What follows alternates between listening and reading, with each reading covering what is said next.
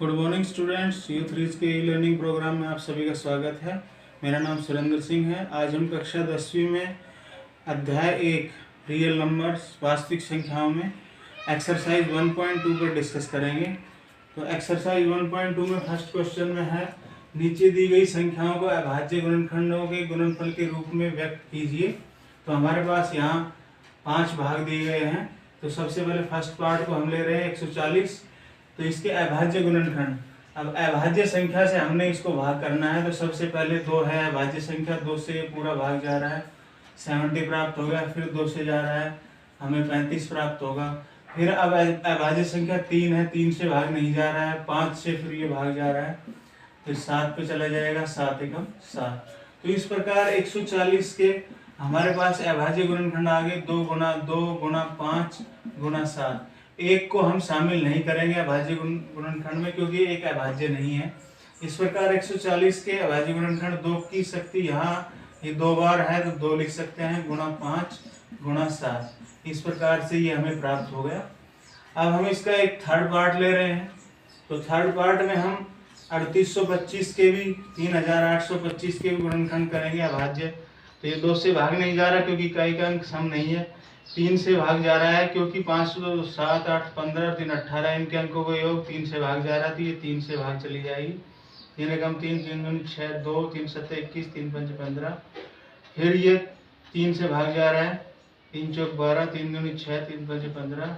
फिर अब ये 3 से भाग नहीं जा रहा है तो अभी 5 से जाएगा, 5 से इसको भाग देंगे तो हमें 85 प्राप्त होंगे। फिर 5 से देंगे 17 प्राप्त होंगे। फिर 17 से कंप्लीट अभाज्य संख्या है, ये हो जाएगा कंप्लीट पूरा भाग। तो 3825 के हमारे पास अभाज्य गुणनखंड आ गए 3 गुणा 3 गुणा 5 गुणा 5 गुणा 17। तो इसको हम लिख सकते हैं 3 की शक्ति 1 और 1 2 गुणा 5 की शक्ति 1 और 1 2 गुणा 17। इस प्रकार से हम इसके सभी भाग जो अन्य बचे हुए हैं वो कर सकते हैं। अब हम स्टूडेंट्स इसके सेकंड क्वेश्चन को स्टार्ट कर रहे हैं। लेकिन सेकंड क्वेश्चन में हमें एक फॉर्मूला दिया हुआ है, उसको वेरीफाई करना है, सत्यापित करना है। तो हम उस फॉर्मूले के बारे में पहले समझ लेते हैं। हमारे पास फॉर्मूला है एलसीएम अर्थात लघुत्तम समापवर्तक गुणा एचसीएफ महत्तम समापवर्तक। ये किसके इक्वल होता है? 2 संख्याओं के गुणनफल के इक्वल। तो 2 संख्याओं को हम पहली संख्या और दूसरी संख्या लिख सकते हैं। यहाँ पर एलसीएम गुणा एचसीएफ लघुत्तम समापवर्तक और गुणा इसको एचसीएफ को महत्तम समापवर्तक। तो लघुत्तम समापवर्तक गुणा महत्तम समापवर्तक, इनका गुणनफल किसके इक्वल होता है? जो 2 संख्याओं के गुणनफल के बराबर। इन दोनों संख्याओं का एलसीएम निकाल लें और एचसीएफ उनको गुणा करें तो उनके गुणनफल के इक्वल आएगा। अब इस फॉर्मूले से हमारे पास ये फॉर्मूले प्राप्त हुए। सबसे पहले एलसीएम, यदि हम एलसीएम फाइंड आउट करना है तो एचसीएफ की साइड चेंज करेंगे, गुणा है तो इस साइड में ये पहली संख्या गुणा दूसरी संख्या के अपॉन में आ जाएगा। तो हमारे पास एलसीएम का फॉर्मूला प्राप्त हो गया। यदि हम एचसीएफ फाइंड आउट करें तो एचसीएफ इस साइड पर रखेंगे, एलसीएम साइड चेंज हो जाएगी तो पहली संख्या गुणा दूसरी संख्या और इसके अपॉन में बटे में एलसीएम आ जाएगा। यदि 2 संख्याओं में एक संख्या दी हुई है, दूसरी निकालनी है, तो दूसरी संख्या का फॉर्मूला क्या होगा? ये दूसरी संख्या का निकालेंगे तो ये पहली संख्या अपॉन में आ जाएगी और एलसीएम यहाँ मल्टीप्लाई हो जाएगा। तो एलसीएम गुणा एचसीएफ अपॉन में पहली संख्या बटे पहली संख्या। तो इस प्रकार से ये 3 फॉर्मूले हमें प्राप्त होते हैं। अब हम इस क्वेश्चन से रिलेटेड पार्ट कर रहे हैं।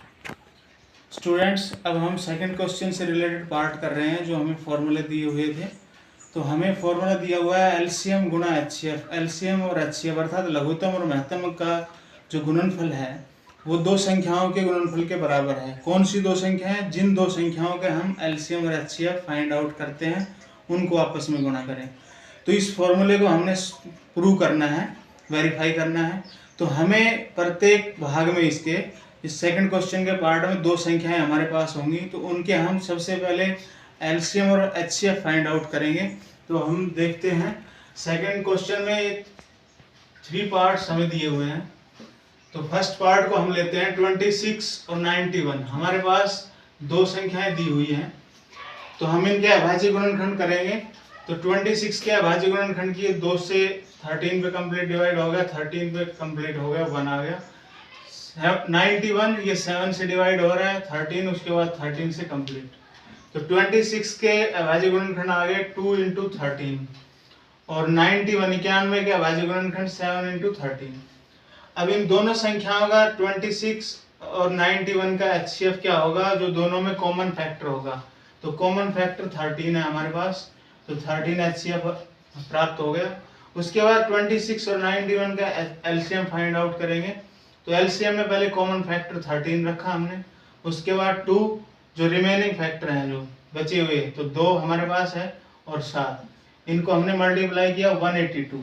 तो हमारे पास HCF और LCM प्राप्त हो चुके हैं।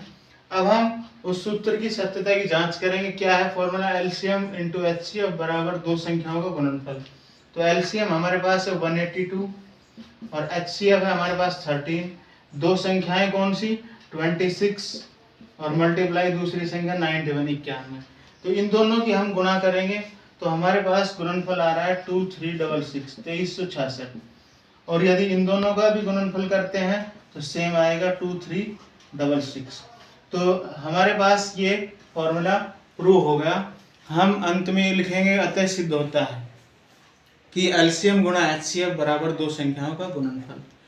आशा करता हूँ U3 के ई-लर्निंग प्रोग्राम में ये विषय आपको आसानी से समझ में आया होगा।